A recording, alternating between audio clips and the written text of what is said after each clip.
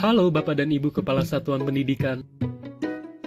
Tahukah Anda bahwa pada tahun 2022, lebih dari 151.000 satuan pendidikan telah mengimplementasikan kurikulum Merdeka? Kini, waktunya satuan pendidikan Anda. Mungkin masih banyak pertanyaan di benak Anda tentang kurikulum Merdeka, seperti bagaimana cara mendaftar kurikulum Merdeka, atau apakah saya harus menunggu bimbingan teknis untuk pahami kurikulum Merdeka? Dalam video ini, Anda dapat mempelajari cara pahami dan daftar kurikulum Merdeka di platform Merdeka Mengajar. Selama tahun 2022, para pendidik punya teman penggerak untuk memahami dan mengimplementasikan kurikulum Merdeka, yaitu platform Merdeka Mengajar. Tersedia berbagai referensi dan inspirasi implementasi kurikulum Merdeka lewat berbagai menu di dalamnya. Dan mulai tahun 2023, pendaftaran implementasi kurikulum Merdeka akan dilakukan di platform Merdeka Mengajar. Hanya butuh 3 tahap untuk melakukan pendaftaran kurikulum Merdeka di platform Merdeka Mengajar, yaitu persiapan pendaftaran, pahami, dan daftar. Pertama-tama, siapkan 2 hal berikut sebelum pahami dan daftar kurikulum Merdeka. Pastikan akun belajar.id Anda telah aktif untuk masuk ke platform Merdeka Mengajar. Lihat cara mengaktifasi akun belajar.id di bit.ly/panduan aktivasi akun belajar ID. Lalu, unduh platform Merdeka Mengajar melalui Google Play atau akses melalui guru.kemdikbud.go.id/pendaftaran strip IKM pada komputer Anda dan masuk dengan akun belajar.id. Pastikan Anda telah menggunakan aplikasi Merdeka Mengajar versi 1.25 atau setelahnya. Jika telah melakukan 2 hal tersebut, tandanya Anda sudah siap masuk ke tahap selanjutnya, yaitu pahami kurikulum Merdeka. Sebelum mulai mendaftar, ada baiknya Bapak dan Ibu memahami terlebih dahulu esensi dari kurikulum Merdeka. Caranya, temukan menu pendaftaran implementasi kurikulum Merdeka 2023-2024 di beranda platform Merdeka Mengajar dan tekan daftar di sini. Baca penjelasan singkat tentang langkah pendaftaran dan pilih mulai pendaftaran. Temukan nama satuan pendidikan dan tekan daftarkan sekarang. Lalu, tekan pelajari untuk menonton 2 video singkat tentang kurikulum Merdeka hingga selesai. Selanjutnya, pilih opsi awal implementasi kurikulum Merdeka. Ingat, pilihan ini bukan merupakan pilihan final. Untuk kepala satuan pendidikan yang mengampu 2 sekolah berbeda, Anda dapat langsung melakukan proses pendaftaran tanpa perlu menonton video. Setelah Bapak dan Ibu memahami esensi dari kurikulum Merdeka, kini saatnya Anda untuk mulai daftar kurikulum Merdeka. Pendaftaran kurikulum Merdeka terbagi menjadi 2 bagian. Pertama, lakukan refleksi terhadap kondisi satuan pendidikan. Pada halaman pendaftaran kurikulum Merdeka, tekan pilih di bagian pilih opsi implementasi kurikulum Merdeka. Isi kuesioner kesiapan guru untuk merefleksikan kondisi satuan pendidikan Anda. Dapatkan rekomendasi opsi implementasi kurikulum Merdeka. Tekan lihat rincian hasil kuesioner untuk melihat detail hasil kuesioner yang telah diisi. Anda juga dapat mengunduh rincian hasil kuesioner. Kedua, pilih opsi implementasi kurikulum Merdeka sesuai kesiapan dan kondisi satuan pendidikan Anda. Pilih opsinya, lalu tekan pilih dan selesaikan pendaftaran. Perlu diingat, pilihan akhir opsi implementasi kurikulum Merdeka tetap dikembalikan kepada masing-masing satuan pendidikan. Selamat, satuan pendidikan Anda telah berhasil terdaftar. Tekan lihat rincian hasil asesmen mandiri untuk melihat isian asesmen Anda.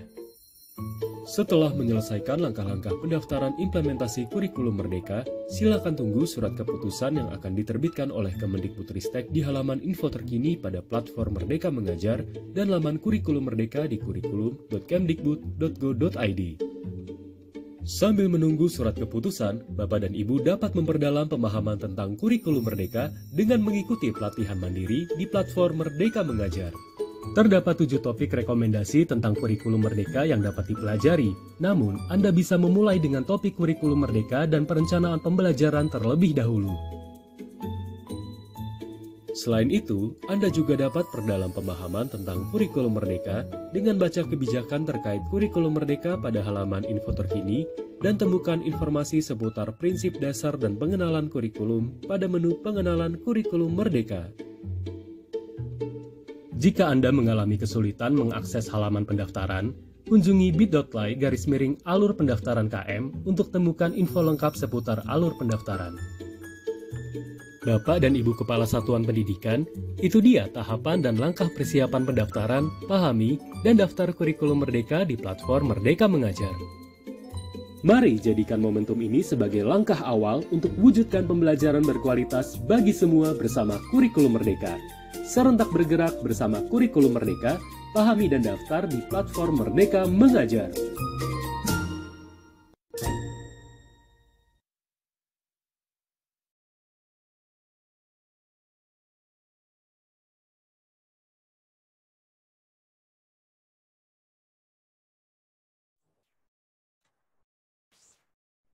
Bapak dan Ibu, sebelum kita memulai acara webinar kita pada hari ini, mari sejenak kita tenangkan hati dan pikiran kita. Kita berdoa menurut agama dan kepercayaan kita masing-masing agar acara webinar kita hari ini berjalan dengan lancar dan sukses. Bapak Ibu, berdoa mulai.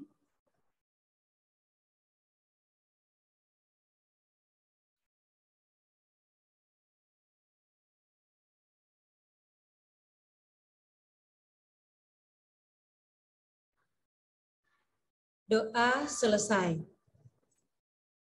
Bapak Ibu, selanjutnya kita menyanyikan lagu Indonesia Raya. Mari kita ambil posisi duduk dengan tegak, kita menyanyi dengan penuh hikmat.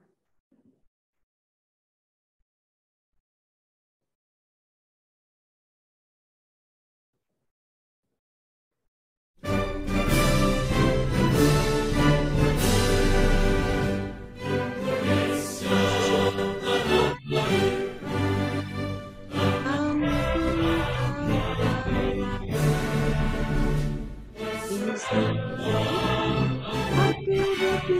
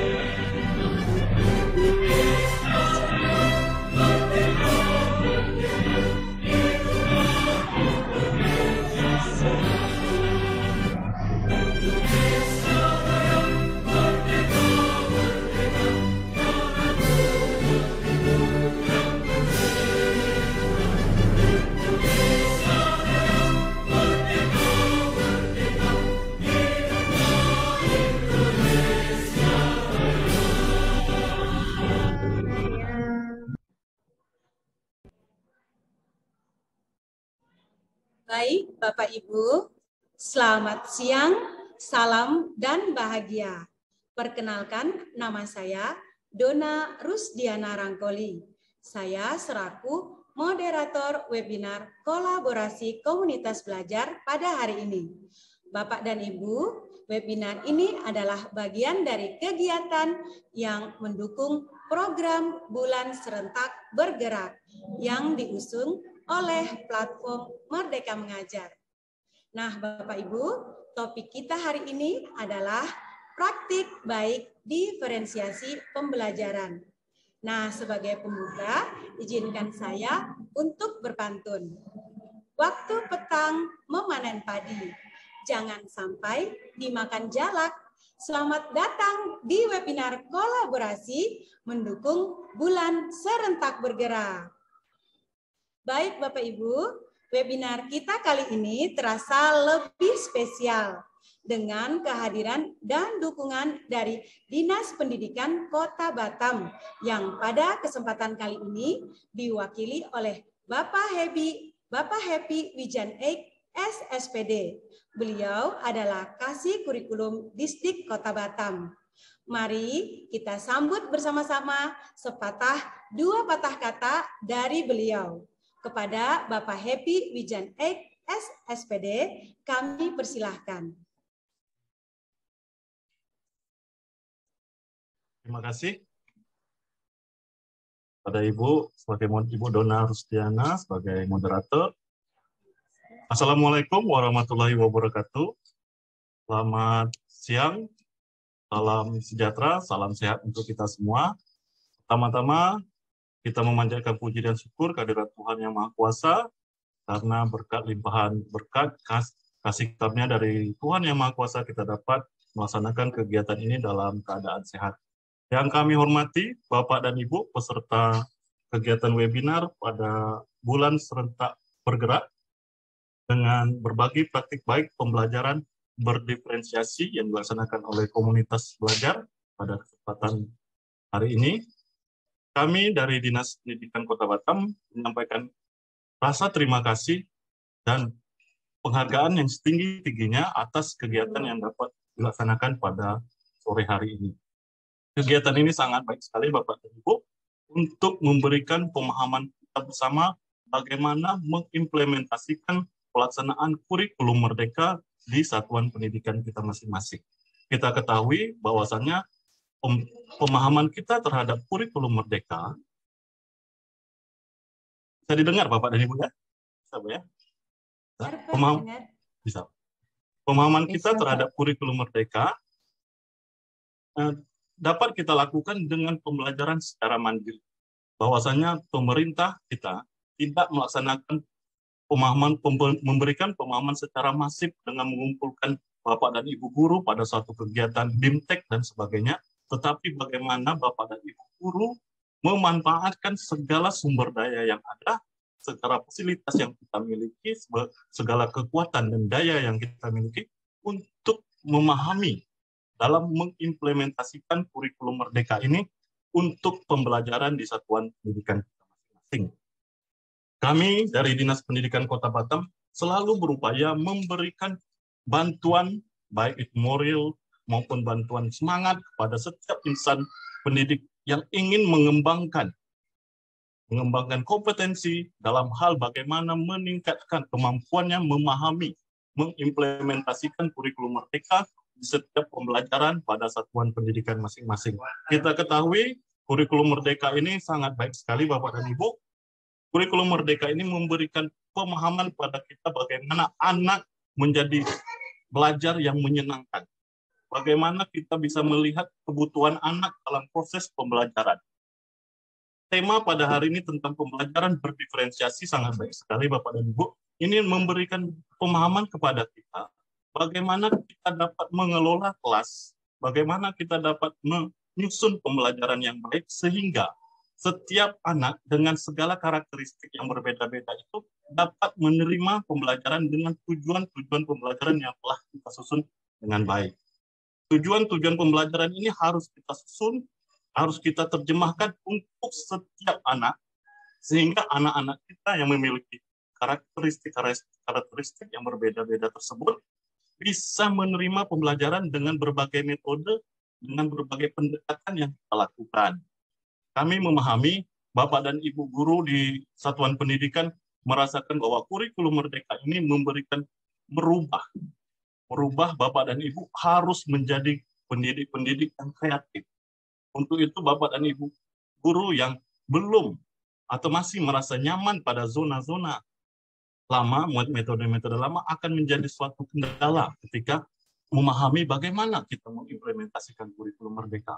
Jadi di sini kami juga mengajak Bapak dan Ibu semuanya untuk mulai bergerak bagaimana kita bersama-sama mempelajari, bagaimana sama-sama kita mengembangkan diri kita, mengembangkan kompetensi kita, memanfaatkan berbagai sumber daya yang kita miliki untuk kita bersama-sama bergerak menuju memerdekakan pendidikan yang ada di Indonesia ini. Kami yakin dan percaya kalau kita sama-sama bergerak Bapak dan Ibu, baik melalui komunitas belajar, baik melalui pemerintah daerah, baik melalui platform Merdeka Mengajar, kita belajar secara mandiri, jika kita sama-sama bergerak dan kita sama-sama mau untuk menyatukan visi kita bagaimana pendidikan yang lebih baik untuk Indonesia kita ini menuju generasi emas 2045, kami yakin dan percaya pendidikan kita akan menjadi lebih baik, perkembangan anak didik kita, pembentukan karakter-karakter anak yang kita harapkan akan menjadi lebih baik dan tercapailah tujuan kita bagaimana membentuk anak-anak didik kita mempunyai karakter-karakter yang kita harapkan. Kami mengucapkan selamat kepada komunitas belajar untuk melaksanakan kegiatan ini. Sekali lagi, kami sangat mengapresiasi kegiatan ini Bapak dan Ibu. Biarlah segala upaya yang Bapak dan Ibu lakukan ini menjadi ladang amal bagi kehidupan Bapak dan Ibu terhadap dunia pendidikan kita, Indonesia. Kami akhiri dengan wassalamualaikum warahmatullahi wabarakatuh. Selamat sore dan salam sejahtera. Waalaikumsalam. Terima kasih, Pak. Ya, Ibu. Terima kasih banyak Pak Happy Wijenaik, SPD. Sama-sama, Ibu. Ya. Semoga webinar ini berjalan lancar tanpa kendala hingga ujung acara nantinya. Ya. Nah, selanjutnya Bapak dan Ibu sekalian, mari saya perkenalkan narasumber webinar kita hari ini, yaitu Ibu Mariati SS MPD. Tetapi sebelumnya saya akan membacakan profil narasumber kita.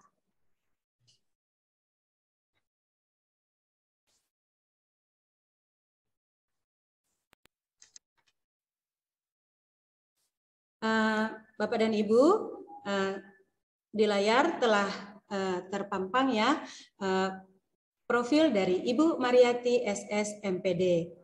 Untuk pendidikan, beliau adalah S2 Pendidikan Bahasa Inggris Sarjana Wiyata Taman Siswa Yogyakarta. Kemudian kita ke prestasi, beliau Kepala Sekolah Penggerak Angkatan 3, kemudian selaku narasumber sosialisasi demo ekoenzim dalam rangkaian Basar Kuliner Vegetarian ICVI tahun 2022, kemudian sebagai presenter ITEL Conference pada tahun 2020, beliau juga sebagai Kepala Sekolah Kepala SMA Maitreya Wira Batam sejak tahun 2018 hingga sekarang, dan beliau juga pernah menjadi juara 2 pemilihan kepala sekolah berprestasi Provinsi Kepulauan Riau tahun 2017.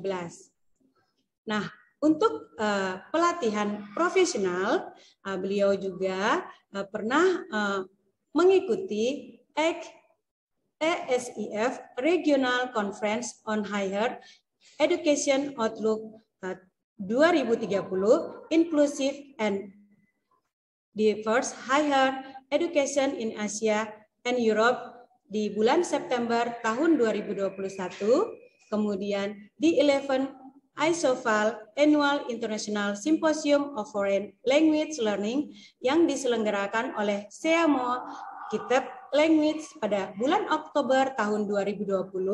Kemudian beliau juga pernah mengikuti Cambridge Online Experience Asia Teaching Content Language Integrated Learning pada bulan Mei tahun 2020, dan beliau juga mengikuti TEFIN Webinar Blending Technology and Effective L2 Learning pada bulan Mei tahun 2020. Bapak dan Ibu, demikian profil dari narasumber kita pada hari ini. Bapak dan Ibu, saya persilakan untuk mengikuti kegiatan ini dengan penuh semangat agar dapat menjadi manfaat bagi kita semua. Nah, kepada Ibu narasumber kita, Ibu Mariati, saya persilakan. Selamat siang. Apakah suara saya terdengar jelas? Terdengar, Ibu Mar. Ya, terima kasih. Salam dan bahagia Bapak Ibu semuanya. Selamat siang. Senang sekali mendapat kesempatan berbagi kembali di siang hari ini dengan judul Praktik Baik Pembelajaran Terdiferensiasi. Jadi judul ini diambil karena memang kami dari Sekolah SMA Maitreya Wira mengalami praktik baik pembelajaran selama masa COVID-19 kemarin. Jadi 2 tahun yang lalu ketika kita melakukan pembelajaran daring bersama-sama, tanpa kami sadarin, walaupun kami pada saat itu belum mengikuti portal Merdeka Mengajar, tapi satu kebanggaan ternyata para ibu guru dan bapak guru SMA Maitreya Wira menerapkan pembelajaran terdiferensiasi tanpa kami sadari. Nah, kesempatan kali ini saya ingin berbagi kepada Bapak Ibu, tapi tidak dalam konteks yang terlalu harus menyampaikan beberapa hal tentang modul dan pembelajaran diferensiasi. Karena saya yakin Bapak Ibu semua sudah mendapatkan materi tersebut ketika mengikuti portal Merdeka Mengajar seperti yang disampaikan oleh Bapak Happy barusan. Jadi hari ini kita coba mulai bersama-sama, tapi saya ingin sebenarnya ini sembari membagikan pengalaman melalui praktik baik sekolah kami, saya juga ingin Bapak Ibu bisa bersama-sama dengan kita, tidak sekedar hanya mendengar, tapi bisa berinteraksi. Karena tujuan saya hari ini berbagi adalah Bapak Ibu ingin pembelajaran ini kita rasakan bersama-sama walaupun dalam waktu yang singkat, hanya 20 menit. Ya, jadi nanti saya akan ajak Bapak Ibu pertama-tama itu untuk bersama-sama menuliskan lah ya. Sebenarnya saya ingin mengadakan survei singkat, ya, saya sebut polling melalui menti.com. Ibu operator boleh bantu saya untuk slide-nya?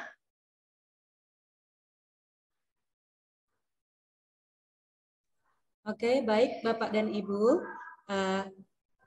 Untuk aplikasi Mentimeternya akan dikirim oleh Ibu Intan pada kolom chat. Bapak Ibu boleh mengklik link tersebut di kolom chat masing-masing. Oke. Di sini saya nggak bisa lihat slide saya ya. Oh, oke. Oke, baik. Oke, silakan diklik Bapak Ibu. Menti.com-nya silakan diklik. Di sana ada pertanyaannya Bapak Ibu ya. Ada pertanyaannya itu adalah, sebentar saya lihat dulu. Jadi di pertanyaannya kalau tidak salah itu, ya benar ini, sudah nampak di screen-nya. Pernahkah Anda membaca buku Tomlinson tentang How to Differentiate Instruction in Mixed Ability Classroom? Jadi Bapak Ibu apakah pernah membaca buku ini? Jadi silakan Bapak Ibu jawab. Oke, sudah ada ternyata di sini ya. Jadi kebanyakan masih belum pernah mengikuti atau membaca buku ini. Oke, terima kasih. Kita lanjut ke pertanyaan berikutnya. Kalau ini belum paham, mungkin akan yang kedua ini mungkin tidak akan bisa banyak yang kita ke next pertanyaan. Oke, Bapak Ibu tadi mungkin ada disampaikan itu, menurut pemahaman Anda, apakah diferensiasi pembelajaran itu? Kalau tidak salah pertanyaannya seperti itu. Ya, kita tunggu sebentar sampai slide-nya muncul. Ya, benar. Menurut pemahaman Anda, apakah diferensiasi pembelajaran itu? Bapak Ibu silakan jawab. Bapak Ibu boleh menggunakan keyword, misalnya menjawab ya diferensiasi itu menurut saya perbedaan karena ada kata different ya. Atau menurut Bapak Ibu, walaupun Bapak Ibu belum pernah membaca buku tersebut, Bapak Ibu yang pernah menjadi guru penggerak atau Bapak Ibu yang pernah mengikuti portal Merdeka Belajar dan pernah membaca materi tentang diferensiasi pembelajaran, mungkin punya gambaran kira-kira diferensiasi itu apa ya? Wah, kayaknya bakal nggak ada ya ini ya. Oh, ada perbedaan pembelajaran sesuai kebutuhan. Oke, kita lihat lagi. Pembelajaran berjenjang. Terima kasih. Perbedaan pelayanan. Oke, sesuai kebutuhan. Berorientasi sesuai kebutuhan. Gabungan dari perbedaan. Baik, terima kasih Bapak Ibu untuk interaksi yang terjalin hari ini walaupun melalui hal sederhana seperti ini. Jadi sebenarnya jawaban Bapak Ibu itu sudah mengerucut kepada beberapa hal. Pembelajaran bertingkat, pembelajaran berjenjang, pembedaan, tidak sama. Oke, bagus. Ada kata tidak sama, berarti mengerucut ke heterogen. Berbeda, gabungan dari perbedaan. Oke, ya terima kasih. Terima kasih untuk jawaban Bapak Ibu semua ya. Oke, coba kita ke slide kita hari ini. Ya Bapak Ibu, jawaban Bapak Ibu sangat baik, walaupun hanya mungkin mengetahui sedikit tentang pembelajaran diferensiasi melalui survei yang barusan kita lihat bersama-sama.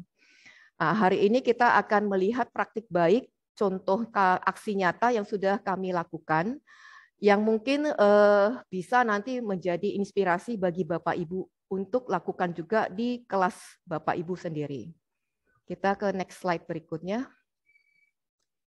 Jadi kita tadi sudah melalui yang namanya pra-assessment Mentimeter. Jadi kalau Bapak Ibu tadi menjawab saya melalui Mentimeter itu, Bapak Ibu sebenarnya membuat definisi tersendiri tentang diferensiasi pembelajaran.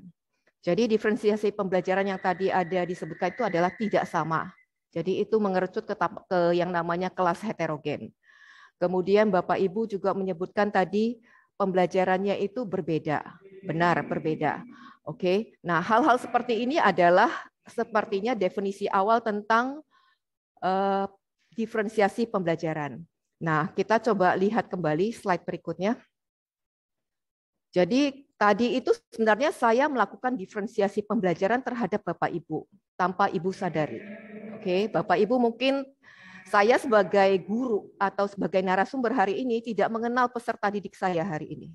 Saya tidak kenal Bapak Ibu itu, mungkin hanya kenal melalui hari ini ya, baru tahu, ini ternyata ada gambarnya, namanya seperti ini. Tapi saya tidak kenal benar Bapak Ibu dan tidak kenal profil Bapak Ibu sebelumnya. Saya tidak tahu apa yang menjadi minat Bapak Ibu, apa yang menjadi interest Bapak Ibu, apa yang menjadi kebutuhan Bapak Ibu, saya tidak tahu.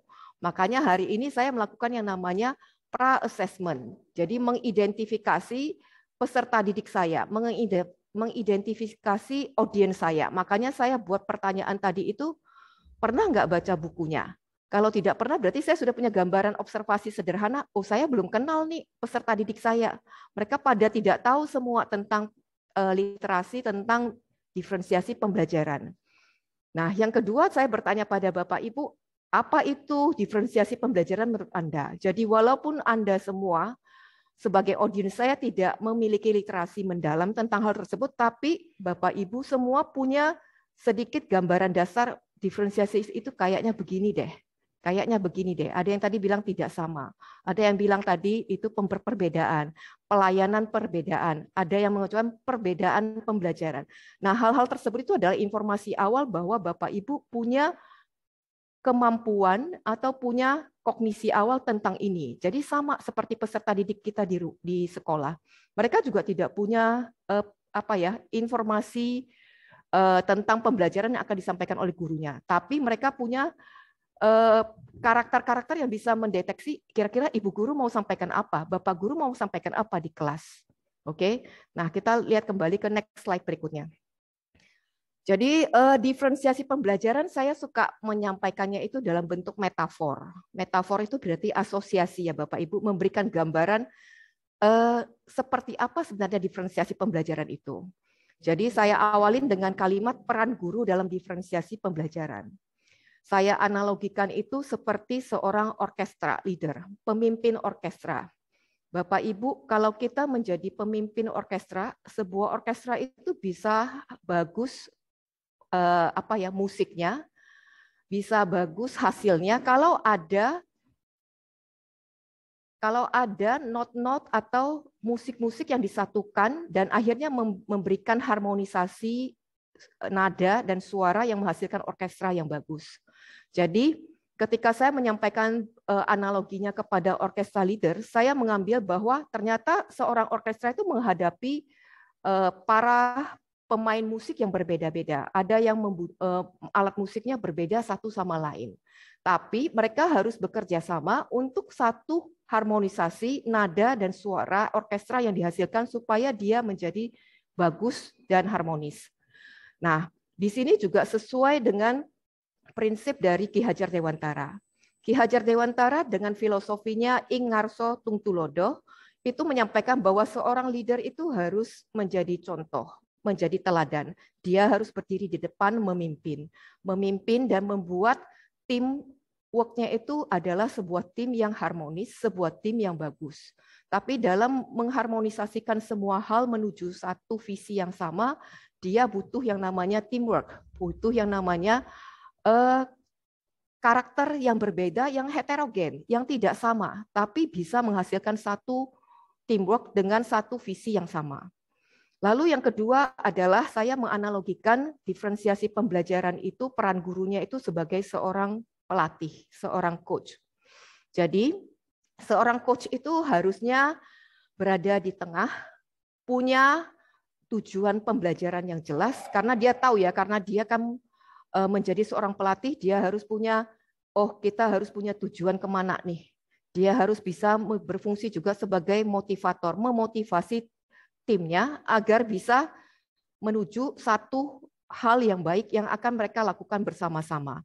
Seorang coach, seorang pelatih juga harus berperan sebagai seorang psikologis, seseorang yang bisa mengerti apa yang menjadi kebutuhan dari teamwork-nya. Jadi kalau seorang coach itu dia harus tahu nih, kebutuhan dari teman-temanku itu apa, kebutuhan dari para teamwork-ku itu pesertanya apa saja. Ya, jadi ini juga klop dengan apa yang disampaikan oleh Pak Ki Hajar Dewantara bahwa seorang pelatih, seorang guru, ya karena saya alokasikan guru itu sebagai seorang pelatih, dia itu harus berada di tengah-tengah, bisa membimbing. Harus punya tujuan yang jelas, baru dia bisa membimbing anak-anaknya. Dia juga harus bisa memotivasi anak-anaknya. Dia juga harus bisa menjadi seorang psikologis yang bisa mengerti kebutuhan dari peserta didiknya. Nah, yang terakhir adalah seorang jazz musician. Jadi metafor ini sebenarnya saya ambil dari bukunya Tom Linson tadi, yang menggambarkan bahwa ada 3 analogi tentang peran seorang guru yang sebenarnya sama dengan konsep Ki Hajar Dewantara, Bapak Pendidikan kita. Jadi beliau saja orang yang menulis buku ini setuju bahwa ternyata ada peran guru juga bisa menjadi seorang pemain musik jazz. Jadi kalau seorang pemain musik jazz itu adalah seorang yang melengkapi, seorang yang memberi semangat, mendukung. Jadi kalau dengan Pak Ki Hajar Dewantara itu dengan semboyannya Tutwuri Handayani. Jadi kita sebut itu sebagai seorang support system kita. Ya, next.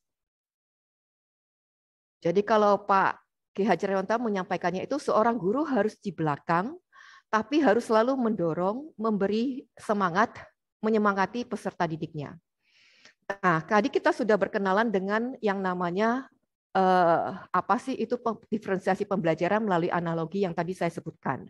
Nah, sekarang kita akan lihat, ketika kita melaksanakan diferensiasi pembelajaran, kita perlu mengidentifikasi peserta didik kita. Jadi ada 3 pemetaan peserta didik yang harus kita pahami sebelum kita melakukan yang namanya diferensiasi pembelajaran di kelas. Yang pertama adalah kesiapan belajar.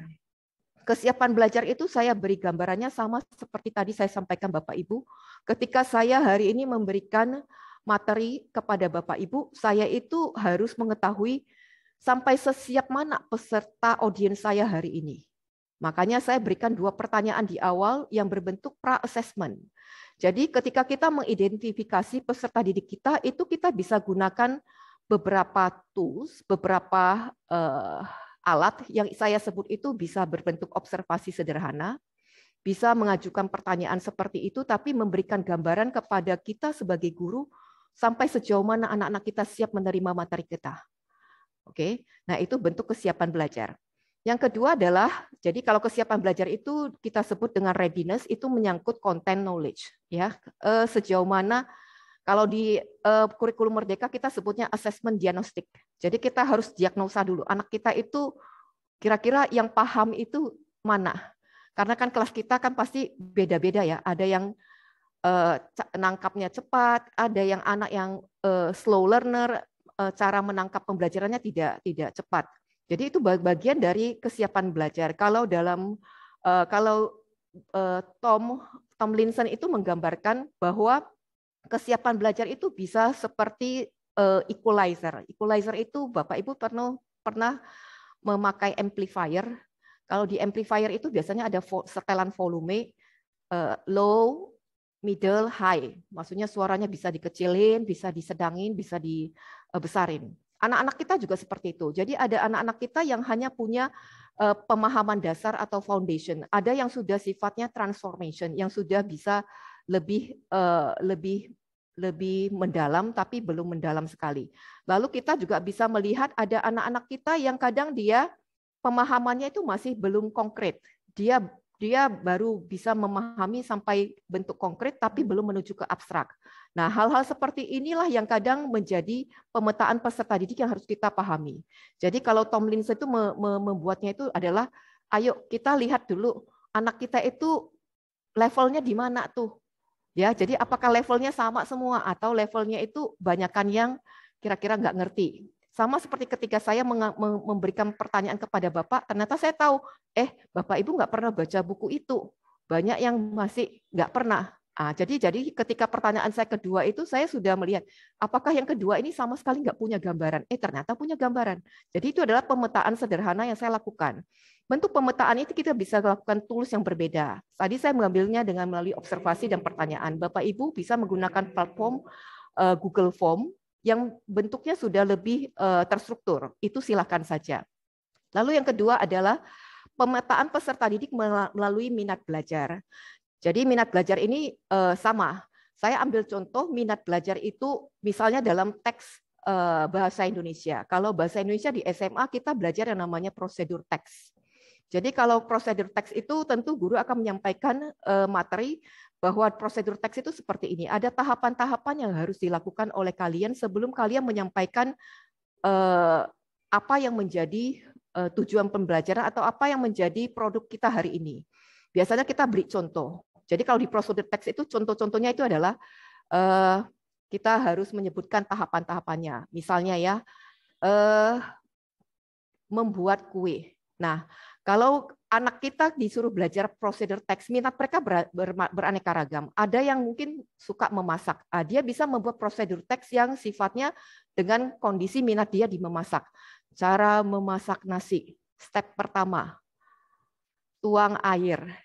Step kedua, cuci berasnya. Nah, itu adalah bentuk-bentuk minat anak itu. Tapi kita analogikannya tidak harus dalam bentuk yang sama. Yang kedua, misalnya kalau ada anak yang suka membuat kerajinan tangan, dia bisa membuat prosedur teks juga, tapi minatnya itu dibuat kerajinan tangan. Jadi dia akan sampaikan, siapkan bahan, benang, bla bla bla. Jadi ini adalah minat yang berbeda-beda dari setiap anak. Nah, minat ini harus kita akomodir. Kita nggak bisa buat keseragaman tugas karena anak kita berbeda-beda. Jadi di diferensiasi pelajaran kita berusaha mengakomodir anak ini yang penting dia paham nih. Prosedur teksnya itu adalah membuat tahapan-tahapan, menyiapkan tahapan-tahapan yang harus dilakukan sebelum mencapai final tentang apa yang mau disampaikan. Jadi tahapan-tahapan itu bisa bentuknya bervariasi. Tadi ada yang suka masak, dia akan membuat step-step membuat memasak. Kalau ada yang suka kerajinan, dia akan membuat step-step tentang kerajinan. Nah, itu berhubungan dengan minat. Nah, kemudian kita ambil yang ketiga adalah berdasarkan profil pelajar. Jadi kalau di minat itu adalah self selection ya. Kalau Bapak Ibu lihat di samping kiri itu ada interest survey, interest center, dan ada self selection. Yang ketiga adalah tentang profil belajar. Nah, profil belajar ini saya berikan gambarannya sama seperti Bapak Ibu tentu mengetahui bahwa anak kita berbeda cara belajarnya. Ada yang anaknya itu suka belajar di kondisi bising. Jadi lingkungan belajar itu mempengaruhi. Ada anak itu dia bisa belajar sambil dia dengar musik. Tapi ada anak itu dia butuh fokus. Aku nggak bisa belajar kalau ribut-ribut.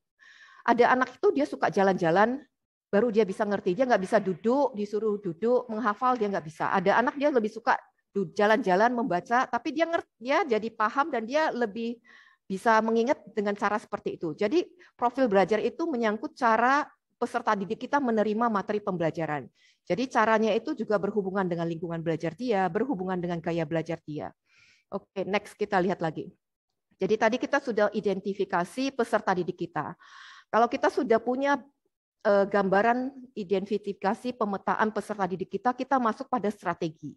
Nah, ada 3 strategi yang kita bisa terapkan dalam diferensiasi pembelajaran. Strategi pertama adalah namanya strategi konten, yang kedua adalah strategi tentang diferensiasi proses, yang ketiga adalah strategi diferensiasi pembelajaran berbentuk produk. Oke, saya tidak akan kupas definisinya secara satu persatu, tapi saya akan coba mengajak Bapak Ibu untuk melihat praktik baik sekolah kami yang kami lakukan di pelajaran seni budaya dan prakarya. Dan juga dalam satu mata pelajaran PKN, Pendidikan Kewarganegaraan. Oke, kita lihat next slide berikutnya. Oke, Bapak Ibu, ini adalah diferensiasi pembelajaran mapel prakarya. Ya, dan fisika kelas 10. Jadi ketika saya mencoba membaca proses pembelajaran yang dilakukan oleh Bapak Ibu guru SMA di mapel masing-masing, saya akhirnya melihat bahwa Bapak Ibu berusaha melihat, mengidentifikasi peserta didiknya. Jadi proses pembelajaran berlangsung seperti biasa, Bapak Ibu menyusun RPP. Nah, kali ini yang kita ambil itu adalah kenapa kita kolaborasikan mapel prakarya dengan fisika. Nah, tujuan diferensiasi pembelajaran di awal ini adalah ketika kami lakukan didik daring itu kami tidak aware bahwa ini adalah diferensiasi pembelajaran. Tapi yang tujuan pembelajaran gurunya itu adalah gimana ya anak-anak, karena kan sewaktu pembelajaran daring anak-anak itu kadang tidak fokus, jenuh karena bertatap layar terus-menerus. Tidak ada interaksi tatap muka. Bahkan dengan temannya pun kadang mereka pasif. Jadi ketika itu Bapak Ibu gurunya berusaha mencari motivasi gimana ya supaya anak-anak ini tertarik untuk belajar. Gimana ya supaya anak-anak ini tidak hanya menerima pembelajaran, tapi mereka bisa berinteraksi. Oke, jadi dia tetap menggunakan tools, buku, paket yang diberikan. Jadi RPP disusun, judul materinya adalah materi pengolahan makanan. Tapi ketika dia mengidentifikasi minat siswa yang berdasarkan 3 tadi, kesiapan, minat, dan profil, yang diobservasi gurunya pertama kali itu adalah dia melihat ketika dia meminta anak-anak untuk membuka buku paket yang diberikan, dia melihat anak-anak ada yang ketika dia bertanya ya, dari buku yang Anda baca tadi tentang pengolahan makanan, Apa yang membuat Anda tertarik? Jadi anak-anak itu lebih tertarik pada gambar. Ada yang tertarik pada gambar, ada yang bisa sebutkan, Bu, seru nih kayaknya makanan. Ayo dong kita masak-masak. Mereka langsung berkomentar, ayo dong masak-masak. Jadi ketika melihat ketertarikan siswa itu bagi guru itu adalah satu hal melihat minat anak-anak. Jadi tadi saya bilang kesiapan anak-anak itu bisa diidentifikasi melalui minat. Jadi ketika dia mengidentifikasi itu keluarlah kalimat-kalimat. Buat pizza dong. Ayo kita buat lasanya yuk. Nah, jadi itu adalah pengolahan makanan yang mereka keluarkan, tapi kebutuhannya datang dari mereka, bukan datang dari guru. Guru nggak bilang langsung, ayo kita membuat pengolahan makanan versi membuat onde-onde. Enggak. Tapi dia bertanya pada anak-anak dan minat itu muncul dari mulut anak-anak sendiri. Ketika minat itu muncul, guru itu langsung menyediakan satu platform di Google Sharing. Jadi kita menggunakan Excel format di Google Sharing itu, gurunya menyiapkan LKPD karena dia sudah mengenal dan mengidentifikasi anak-anaknya, dia mulai membuat LKPD sederhana supaya anak-anak ini tidak terlalu luas berbicaranya, tidak ada skop-skop. Jadi kita membangun keingintahuan anak itu kan ada scaffolding yang kita bangun. Scaffolding itu Bapak tahu ya, Bapak Ibu saya ambil kata scaffolding itu adalah kalau Bapak Ibu pernah melihat scaffolding, kalau bangunan itu selalu ada scaffolding. Scaffolding itu seperti tangga naik ke atas.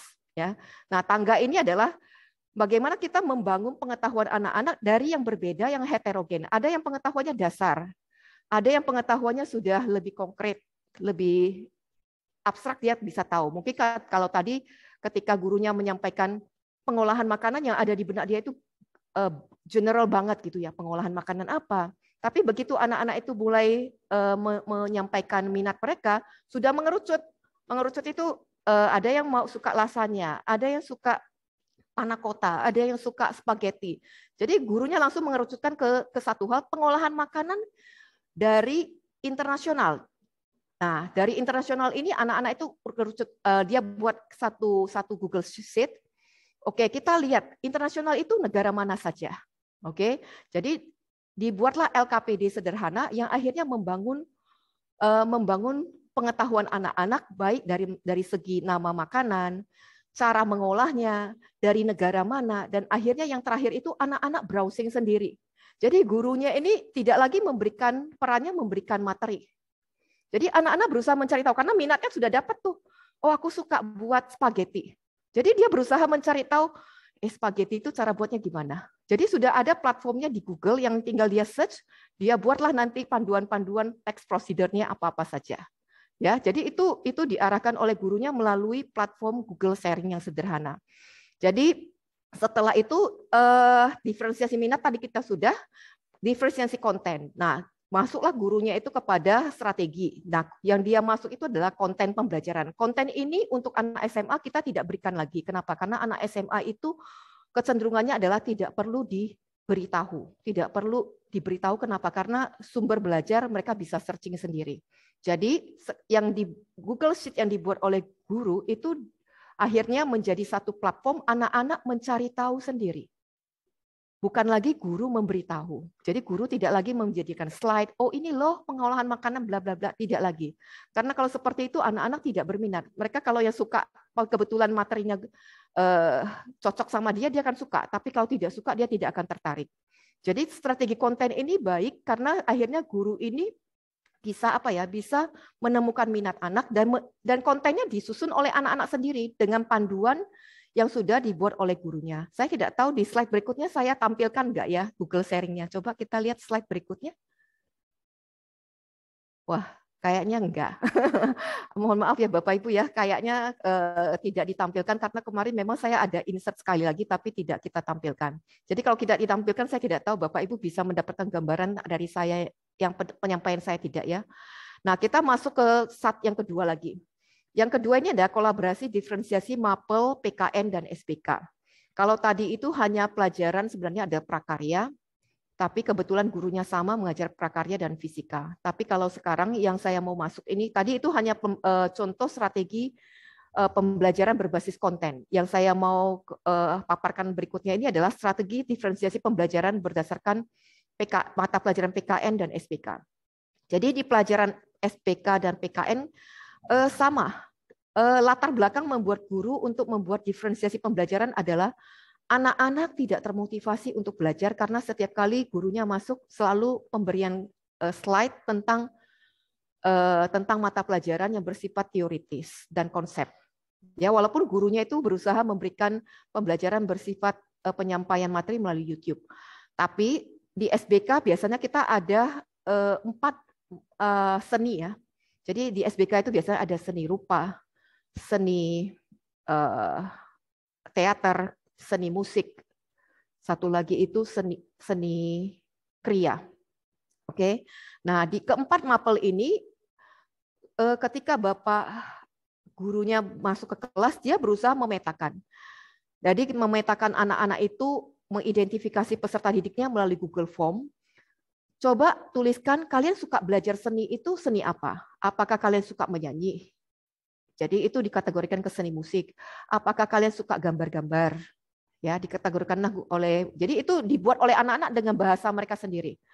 Saya nggak suka nyanyi, saya suka melukis.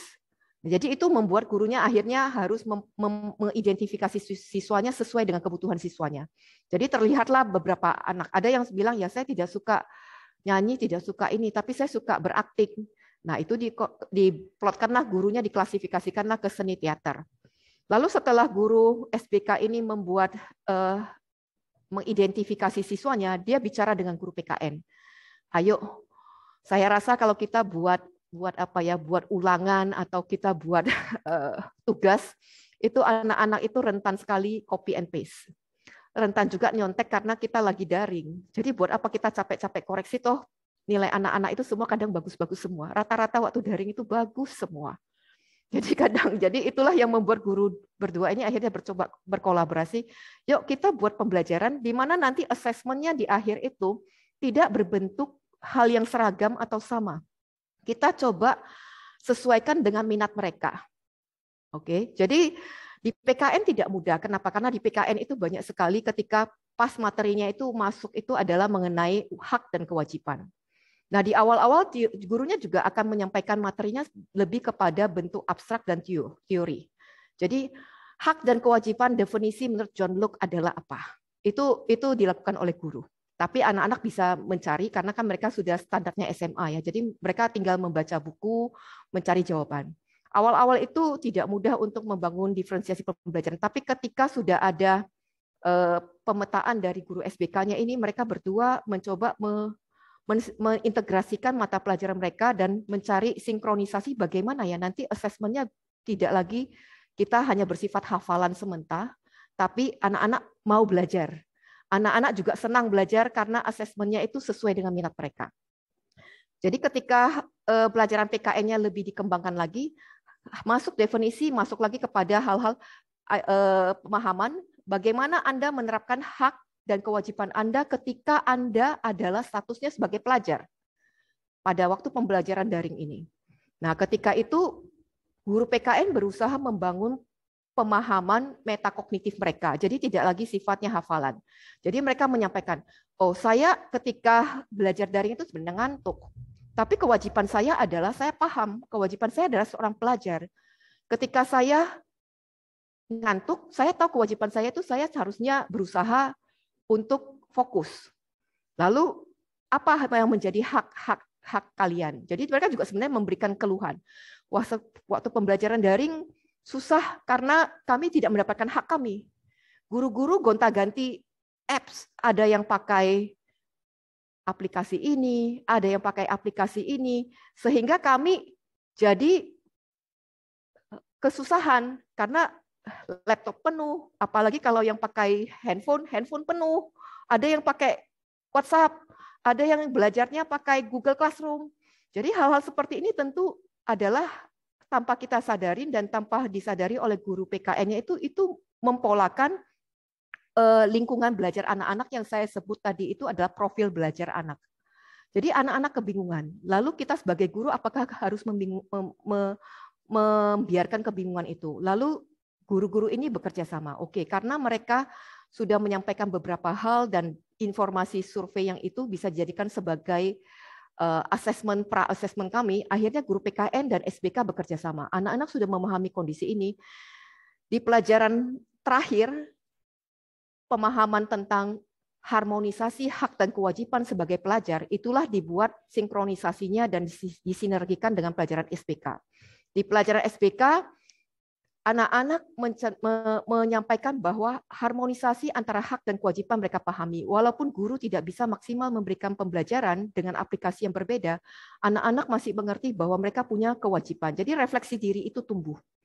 Nah, anak-anak malah menawarkan, Pak, bagaimana ya Bu, bagaimana supaya asesmennya di pelajaran SBK itu tidak usah terlalu hafalan, tapi kami bisa mengkondisikan bahwa kami misalnya yang suka puisi, kami akan membuatkan pelajaran PKN padi, harmonisasi dan haknya itu dalam bentuk puisi.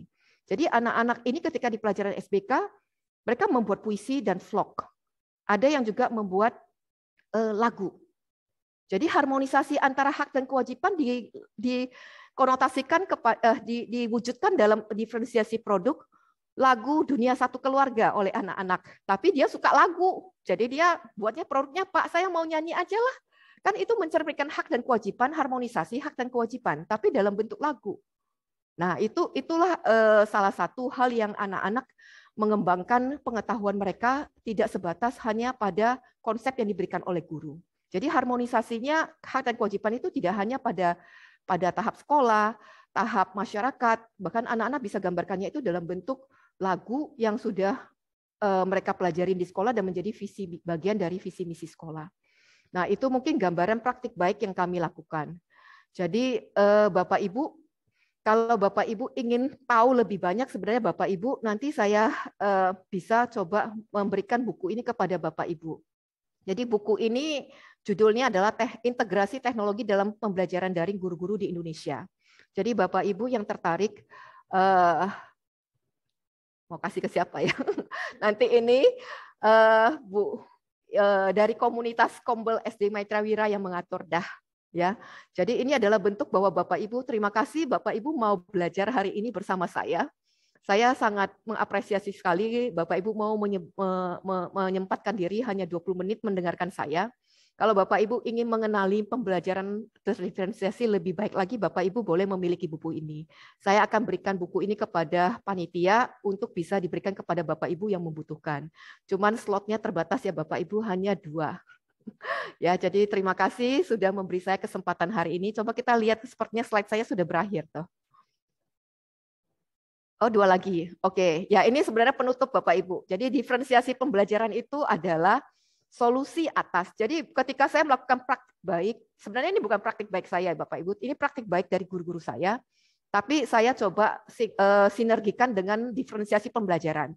Jadi kalau Bapak Ibu menghadapinya namanya heterogen di kelas, aduh anak-anak ini kok ini lama kali belajarnya. Jadi kadang kita berusaha membuat pembelajaran yang sifatnya beda-beda. Kita berusaha menyiapkan pembelajaran yang berbeda-beda buat anak kita. Itu bukan diferensiasi pembelajaran Bapak Ibu. Jadi jangan gurunya yang rempong. Kalau gurunya yang rempong, itu bukan diferensiasi pembelajaran. Tapi kita bagaimana mensinergikan minat anak kita, tapi bisa pembelajarannya itu mengakomodir semua kebutuhan mereka.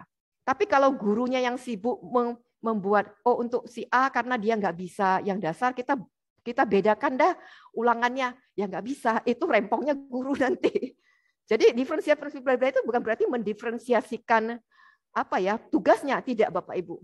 Kita harus diferensiasikan, tapi bagaimana anak ini bisa bersama-sama punya pemahaman, tapi sesuai dengan minat mereka dan sesuai dengan level mereka, tapi tercapailah tujuan pembelajaran yang kita mau. Oke, jadi sebenarnya itu bagus menjadi solusi atas heterogen kelas. Yang kedua, Bapak Ibu akan menyadari bahwa ketika Bapak Ibu melakukan pembelajaran diferensiasi, Bapak Ibu akan melihat proses yang bagus di anak-anak. Karena kita nggak bisa memaksakan kodrat anak-anak itu. Bapak Ibu kalau yang belajar kurikulum merdeka sering didengungkan bahwa anak-anak itu punya kodrat alam dan kodrat zamannya. Apalagi sekarang zamannya berbeda ya Bapak Ibu. Zamannya anak-anak kita adalah zaman-zaman di mana teknologi sudah serba instan. Anak kita hidup di generasi di mana teknologi sudah memudahkan mereka. Di zaman kita, teknologi kita masih baru menuju ke sana, tapi mereka sudah hidup dengan kemudahan. Jadi proses ketika kita melakukan diferensiasi pembelajaran, kita akan melihat proses-proses yang dilalui anak-anak ini sangat baik. Kenapa? Karena kita tidak memaksakan kodratnya dia harus jadi petani, kodratnya harus jadi guru, kodrat dia harus jadi ini. Tidak. Tapi dia akan suka apa yang dia suka, dia lakukan. Tapi nanti bisa mengerucut pada satu tujuan pembelajaran, satu visi yang memang mau dicapai oleh sang guru dengan peserta didiknya. Lalu yang ketiga adalah well-being. Saya sebutnya well-being adalah anak-anak bahagia belajar. Siapa yang tidak bahagia kalau dia itu tidak disamakan minatnya dan bakatnya. Jadi anak-anak akan bahagia belajar ketika dia tahu, oh saya juga dinilai sama guru saya walaupun tugasnya beda. Jadi nilainya itu menjadi guru yang harus menentukan platform rubrik penilaiannya. Tapi anak-anak akan gembira lakukannya karena dia tidak terpaksa. Oh saya tidak terpaksa harus disuruh buat video. Saya lebih suka menuliskan daripada membuat videonya. Nanti nilai karangan dengan nilai video, rubrik penilaiannya bagaimana itu menjadi skill guru lah untuk membuat agar itu juga bisa diterima oleh peserta didik. Jadi kebahagiaan peserta didik dan kepuasan guru mengajar itulah yang diutamakan dalam diferensiasi pembelajaran. Yang terakhir adalah asesmen sumatif. Jadi asesmen sumatif itu adalah final Bapak Ibu. Kalau kita bisa mencapai tahap heterogen kelas kita bisa antisipasi, proses pembelajaran bisa kita nilai dengan baik, kesejahteraan dan kebahagiaan peserta didik bisa kita dapatkan, nanti yakin deh, asesmen formatifnya itu pemahaman anak-anak ini jadi masuk. Jadi sumatifnya itu juga akan biasanya otomatis juga akan baik. Kenapa? Karena kita tidak ajarkan anak-anak itu sebatas kognisi menghafal saja, tapi juga pemahaman. Jadi level pemahaman yang tadi saya bilang itu scaffolding dibangun dari dasar, dibangun dari bertahap, itu akan masuk. Jadi anak-anak kita tidak semata-mata hanya tahu menghafal, tapi mereka paham, oh kenapa saya harus hafal ini? Sama seperti awal ketika saya memberikan diferensiasi pembelajaran itu, saya tidak mengajak Bapak Ibu, oh apa itu diferensiasi pembelajaran? Diferensiasi pembelajaran adalah bla bla bla, saya tidak sebutkan Bapak Ibu. Tapi saya mengajak Bapak Ibu menyebutkan diferensiasi pembelajaran dari pengetahuan Bapak Ibu. Sehingga pemahaman di akhir ini akan membuat Bapak Ibu tahu, oh ternyata diferensiasi pembelajaran tujuannya untuk ini. Oke, next. Sudah selesai kayaknya. Jadi Bapak Ibu, kalau Bapak Ibu sudah mencoba memahami hari ini, saya mengajak Bapak Ibu, ayo kita lakukan diferensiasi pembelajaran. Untuk SMA mungkin tadi saya bisa berbagi praktik baiknya. Saya menunggu Bapak Ibu dari Kombel SD, nanti ada yang menjadi narasumber untuk praktik baik pembelajaran tingkat SD. Ya, salam dan terima kasih. Saya kembalikan kepada moderator. Wah, terima kasih Bu Mariati atas pemaparan materinya yang sangat luar biasa ya bagi kita semuanya. Semoga pemaparan materi tadi sangat membuat kita semakin mengenal apa itu diferensiasi pembelajaran. Oke, Bapak Ibu, selanjutnya saya akan membuka sesi tanya jawab. Nah, bagi Bapak Ibu dapat bertanya langsung atau mengetik di kolom chat. Baik, kita tunggu.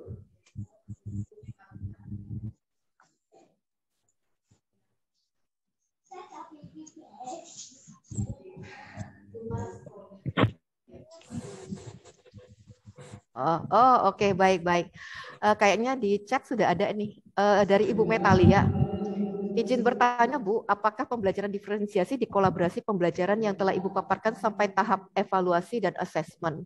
Asesmen seperti apa yang telah dijalankan dalam pembelajaran kolaborasi tersebut? Oke, terima kasih Bu Metalia atas pertanyaannya. Sebenarnya diferensiasi pembelajaran yang kami lakukan itu baru sampai pada tahap proses. Belum, kalau dibilang rubrik penilaian itu masih kita mau coba sinkronkan bagaimana dengan kebutuhan anak-anak. Karena anak-anak kita terbiasa dengan angka dan nilai. Jadi tidak terbiasa dengan penilaian yang sifatnya, Bu, saya nilainya berapa kalau saya bisa menjawab? Bu, saya nilai berapa? Kalau ini kan berbeda-beda. Karena anak-anak kita itu dididik dari SD sampai SMP, mohon maaf, terbiasa dengan penilaian yang sifatnya diangkakan, diraporkan. Kalau Bapak Ibu tahu ya, anak-anak kan terima raport ya. Jadi mereka itu taunya ya pokoknya kalau saya 70 saya tuntas. Kalau saya 80 saya tuntas. Nah, kita mencoba membuat itu melalui refleksi sebenarnya kemarin di pelajaran PKN. Jadi di rubrik itu belum ada kesepakatan antara peserta didik dengan guru. Kenapa? Karena pada waktu itu tidak bisa dilakukan di bahasa daring. Kita baru sampai pada tahap, oke, proses pembelajarannya bagus. Anak-anak tidak mempermasalahkan nilai mereka. Jadi ketika mereka menilai ulangan dan ujian dilakukan seperti itu, mereka bahagia. Kenapa? Karena tidak stressful banget ketika harus ulangan dan ujian. Dan mereka juga sudah tahu ketika mereka terima nilainya memang tuntas oleh gurunya. Mohon maaf ya, memang nilai karena gurunya melihat ya acuannya ini sudah bagus. Anak-anak gembira bisa merefleksikan diri mereka. Nah, acuan yang sampai terstandarisasi dan terstruktur tentu belum ada, karena ini masih dalam proses. Karena itu harus dilakukan berulang-ulang, tidak hanya sekali kita langsung bilang, oh kamu nilaimu begini, kenapa tidak? Itu tidak terukur. Assessment itu kan harus terukur sebenarnya. Jadi ini masih dalam proses, kita mau lihat nih, anak-anak setuju nggak? Karena assessment itu mau kita buat juga, itu disepakatin bersama. Seperti Bapak Ibu membuat kesepakatan kelas. Jadi kita mau coba launchingkan itu, bagaimana rubrik penilaian itu bukan hanya guru yang menentukan, tapi ada kontribusi anak-anak dalam hal tersebut. Mungkin itu bisa menjawab Bu Metalia. Terima kasih. Ini dari Pak Nasrul. Boleh saya lanjut ya? Atau Bu Metalia mau langsung? Atau Bu Metalia mau mengomentarin sedikit jawaban saya? Oke. Kalau nggak ada saya lanjut ya. Ya Bu, terima kasih atas jawabannya. Baik, ya. Bu Pak Nasrul ini bertanya, izin pencerahan ya kali ya. Izin pencerahan Bu, kesiapan belajar, apakah perlu media yang mendukung untuk proses pembelajaran? Adakah contoh media yang cocok sesuai dengan media yang tepat Bu? Oke, saya jawab dulu sampai di sini ya. Pak Nasrul, konteks setiap sekolah itu berbeda. Kalau di sekolah seperti saya yang swasta, anak saya suka pakai gadget. Jadi melihat kesiapan belajar itu tidak perlu sampai harus memakai media. Bisa sederhana, mengobservasi. Saya ambil contoh yang tadi pembelajaran prakarya.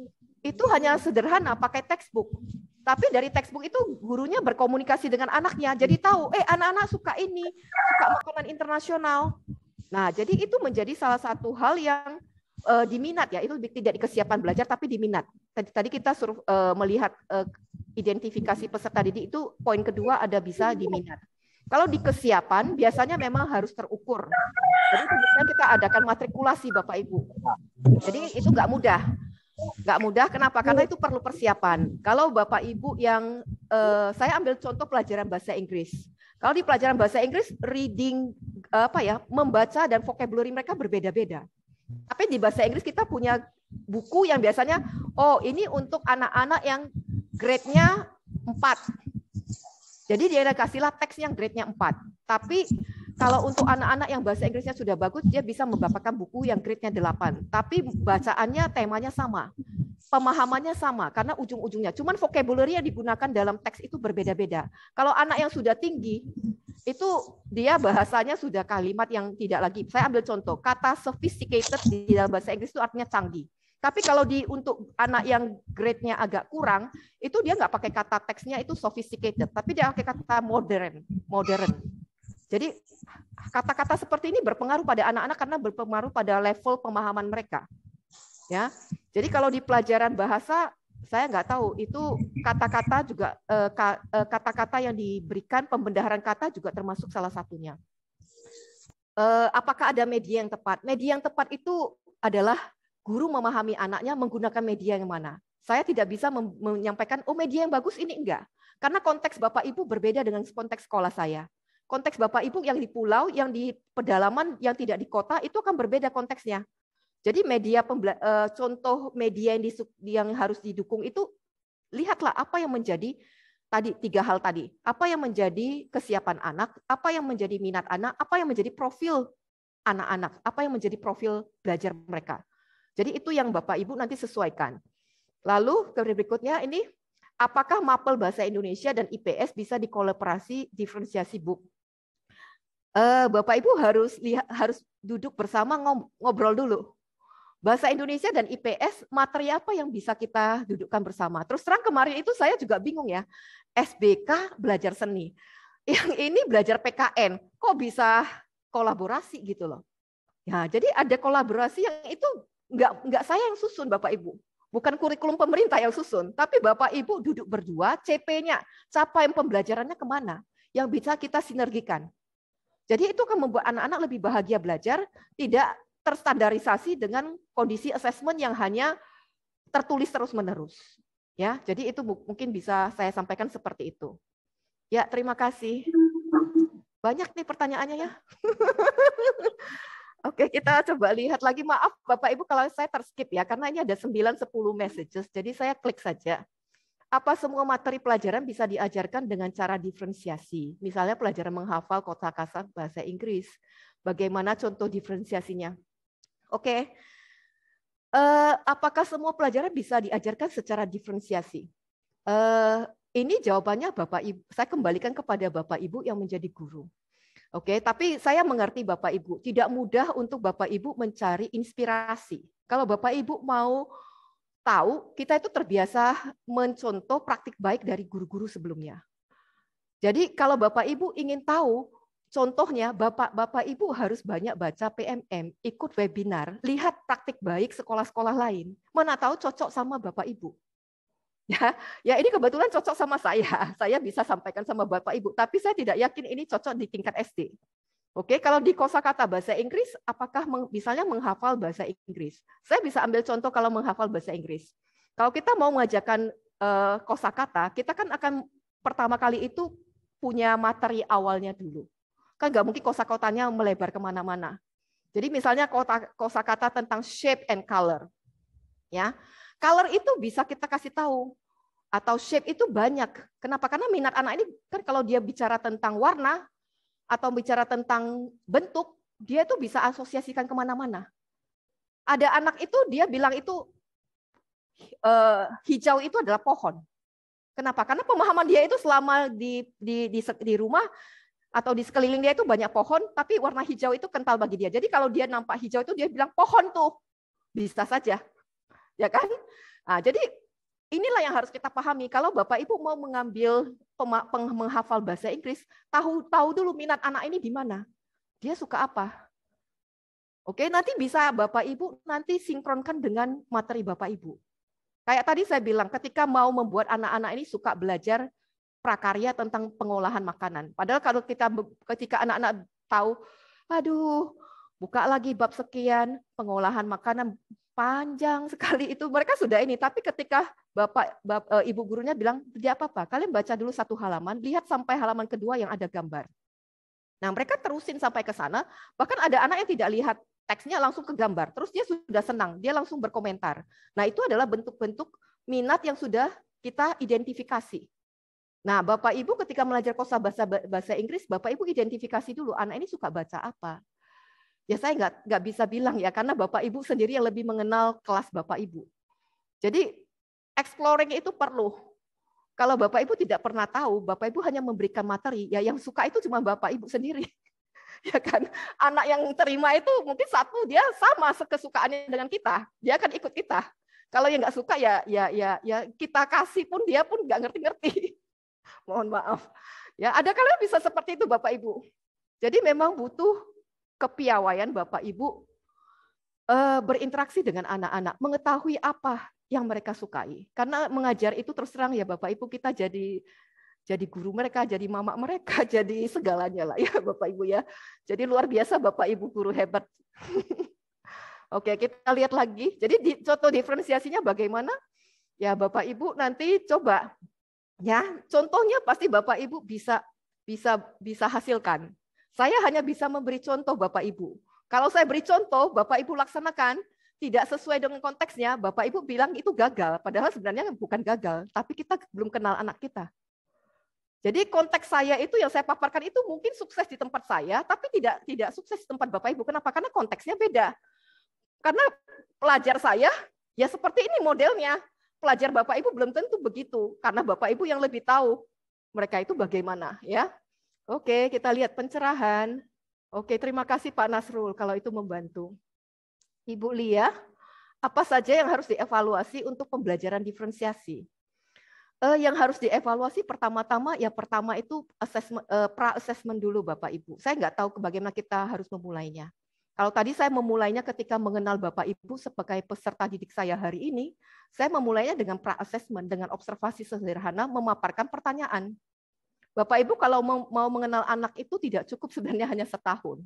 Kadang bisa sampai 6 tahun kalau di SD. Ya kalau gurunya masih sama ya, di kelas itu masih mengajar tingkat yang sama, dia akan semakin memahami anak itu. Sampai di SMA kami hanya punya 3 tahun untuk mengenal anak itu. Kadang pun tidak sampai 3 tahun, kenapa? Karena gurunya kadang ganti, di kelas 1 gurunya ini, di kelas 2 tidak lagi. Tapi ada guru yang masih tetap di sana dan mengenal anak ini. Nah itulah diferensiasi pembelajarannya terjadi di sana. Kenapa? Karena tidak hanya mengetahui anak ini. Karena di komunitas guru kita saling berinteraksi. Oh, kamu jangan paksain dia seperti ini. Wong dari kelas 1 dia sudah seperti ini. Ngapain kamu paksain kayak begini? Ya nggak bisa. Nah, di sana itu akan terjadi interaksi dan Bapak Ibu akan dapat strateginya sendiri.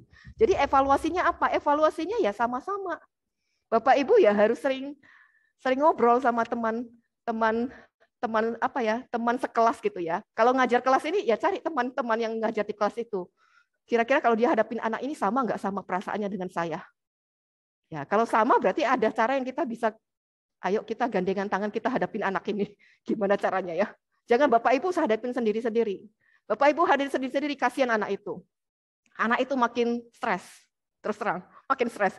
Maunya mama ini, maunya guru ini kayak begini. Maunya guru ini kayak begini. Jadi Bapak Ibu kita bergandengan tangan mengatasi anak itu. Yakin deh, pasti nanti dapet tuh solusinya. Jadi evaluasinya lebih ke sana. Izin Bapak Ibu, dikarenakan ada kegiatan lain mohon diri. Ya silakan. Oke, kayaknya kita sudah lewat waktu, saya dikasih tahu ya. Karena kalau ini izin bertanya, efektivitas pembelajaran diferensiasi kolaborasi dan mapel tunggal itu bagaimana ya Bu ya? Bapak Ibu jangan kolaborasi dulu. Saya sarankan tunggal dulu. Memahami peserta didiknya dulu. Nanti kalau kita sudah paham, kita baru dari kolaborasi sama gurunya. Wong memahami anak sendiri belum, kita sudah mau kolaborasi sama orang lain. Tidak ini sih, tapi saya tidak bilang begitu ya Bapak Ibu. Tapi boleh juga kalau mau kolaborasi, kalau Bapak Ibu merasa ya daripada aku tanganin anak ini sendiri, yuk kita berdua pikirin sama-sama, boleh. Karena ya menurut saya ya tidak harus tunggal. Kalau Bapak Ibu bisa, karena kan kalau di SD yang harus kita sinkronkan dan sinergikan itu capaian pembelajarannya Bapak Ibu. Capaian pembelajaran, tujuan dan materinya bisa sinkron, silakan. Karena tidak kadang sinkronnya di materi tapi tidak sinkron di hal lain. Tapi ada proses yang terjadi. Jadi yang kita fokuskan itu proses dulu, jangan hasil. Kalau kita fokusnya ke hasil, kita nggak bisa. Itu terlalu cepat. Jadi fokus di proses dulu, di formative assessment-nya. Oke, kayaknya sudah cukup lah ya. Ini ada satu lagi, Pak Arief Budiono. Maaf, waktunya masih ada ya, Ibu? Masih ya? Oke, ini dari Pak Arief Budiono. Pembelajaran diferensiasi pada mapel IPA, biasanya saya kategorikan anak-anak yang baru paham dengan konsep saja. Paham dengan implementasi rumus, betul. Pengembangan implementasi rumus, oke. Saat praktik biasanya saya kategorikan anak-anak hanya bisa merakit saja. Pemahaman merakit dan menggunakannya, serta paham merakit dan menggunakan alat, serta bisa merubah-rubah komponen. Apakah ini disebut dengan diferensiasi? Sebenarnya kalau saya membaca pertanyaan Bapak, saya menyebutnya ini skill, Pak, bukan diferensiasi. Karena Bapak sebenarnya ketika memberikan pemahaman kepada anak-anak dari konsep. Konsep ini ketika sampai ke praktik itu harusnya bersinergi dan sinkron. Kalau Bapak mau diferensiasinya jalan. Tapi kalau hanya sebatas, oke, ini rumus, terus nanti setelah ini mereka praktikkan, kalau caranya sama, itu akan membuat tidak diferensiasi sih. Kenapa? Karena saya tidak tahu ya. Kalau saya sebenarnya dari bahasa. Jadi kalau saya dengar itu di matematika itu sebenarnya itu banyak hal yang bisa membuat anak-anak belajar. Diferensiasi. Saya ambil contoh pecahan. Ke guru-guru kalau terbiasa mengajar pecahan itu 1/2 tambah 1/5. Yang kalau terbiasa pakai rumus itu akan bilang 1/2 itu di bawah dikali 5, nanti yang sebelahnya juga dikali. Yang penting nanti hasilnya sama-sama per 10 gitu ya. Nah, kalau yang seperti itu tidak memberi pemahaman menurut saya. Kenapa? Karena anak-anak ya taunya textbook banget. Dia taunya hafalan. Oh, pokoknya dikali ini per ini.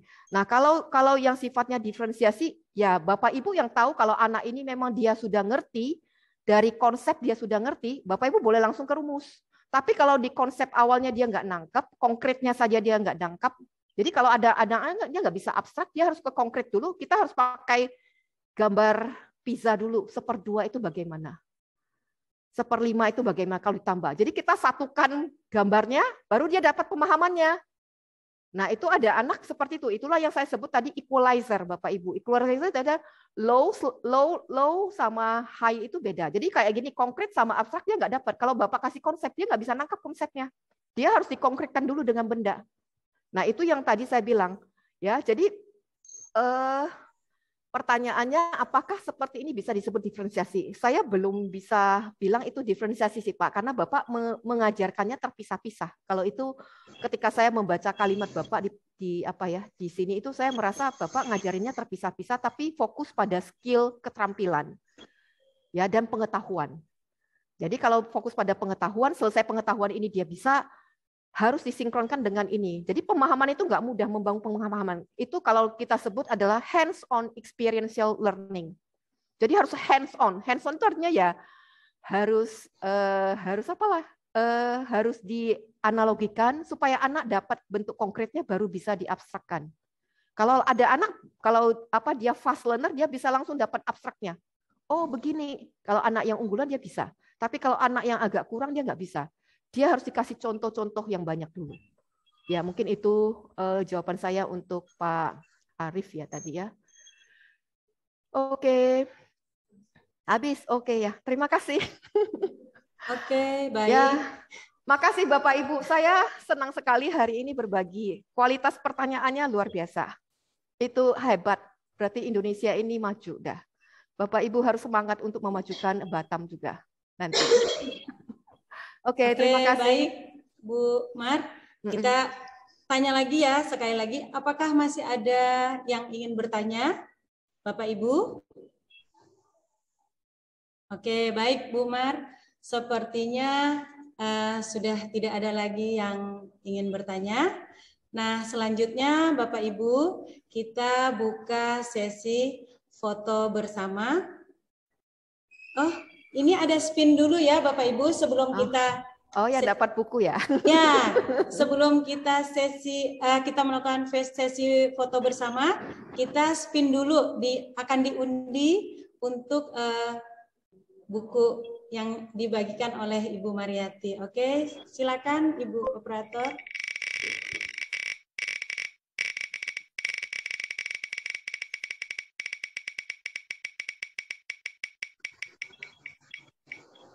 Semoga beruntung ya. Wah, ternyata Ibu Metalia.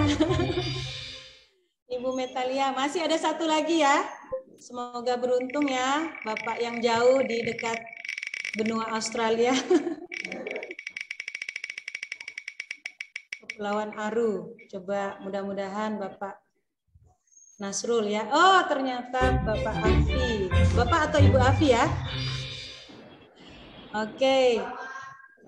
Selamat ya kepada kedua pemenang yang beruntung mendapatkan buku dari Ibu Mariati. Bapak dan Ibu selanjutnya boleh mengaktifkan kameranya karena kita akan melakukan sesi foto bersama. Kita buka kameranya. Ada Bapak Irfan, ada Bapak Kusuma ini. Kameranya kami harap untuk dibuka. Ya, Bapak Ibu, saya foto ya. Foto. 1, 2, 3. Foto lagi. Ada 4 ya. Sebentar ya Bapak Ibu. Ada 4 slide ya Bapak Ibu. Senyum. Berikan senyumnya yang termanis ya Bapak Ibu. 1, 2, 3. Oke, sudah Bu Dona. Oke, baik. Ngomongnya foto aja. Bapak dan Ibu, selanjutnya saya akan menyampaikan ya sebelum webinar ini kami tutup ya. Saya ada sedikit pemberitahuan bahwa form umpan balik dari PPM dan form dari PMM, kemudian form daftar hadir webinar untuk mendapatkan sertifikat ya Bapak Ibu. Nah, kedua form ini akan kami kirimkan lewat chat ya, kolom chat yang ada di room Bapak Ibu ya masing-masing. Kemudian Link akan kami tutup pada pukul 20.00 WIB ya Bapak Ibu. Nah, untuk mengunduh sertifikat, Bapak Ibu silakan bergabung di grup Telegram kami juga ya, yang linknya juga akan disematkan di kolom chat. Nah, Bapak Ibu, bagaimana, ada pertanyaan tentang info yang baru saya sampaikan? Semuanya paham ya? Oke, Bapak Ibu, sambil menunggu ya. Bu Dona, mohon maaf. Ya, Pak. Ya, silakan ada Pak. Ibu Indra, Ibu pengawas itu ya, yang menanyakan kalau tidak menang undian apakah bisa dibeli bukunya itu mungkin. Oh, oke. Kita bertanya langsung kepada Ibu narasumber ya Pak Mbak Harun.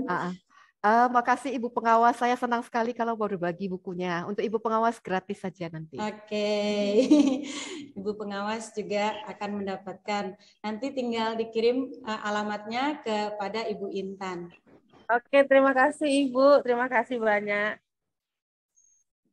Oke, Bapak Ibu, untuk info, form, dan link, apakah Bapak Ibu sudah paham semuanya ya? Oke, baik. Sambil menunggu Bapak dan Ibu menyelesaikan pengisian kedua form tadi, izinkan saya untuk menutup webinar sore hari ini dengan sebuah pantun. Bunga melati, bunga asoka, harum wangi sepanjang masa. Salam berbagi dan bertumbuh bersama. Sampai jumpa di lain acara. Terima kasih Bapak dan Ibu semuanya yang sudah ikut berpartisipasi dalam webinar kita hari ini.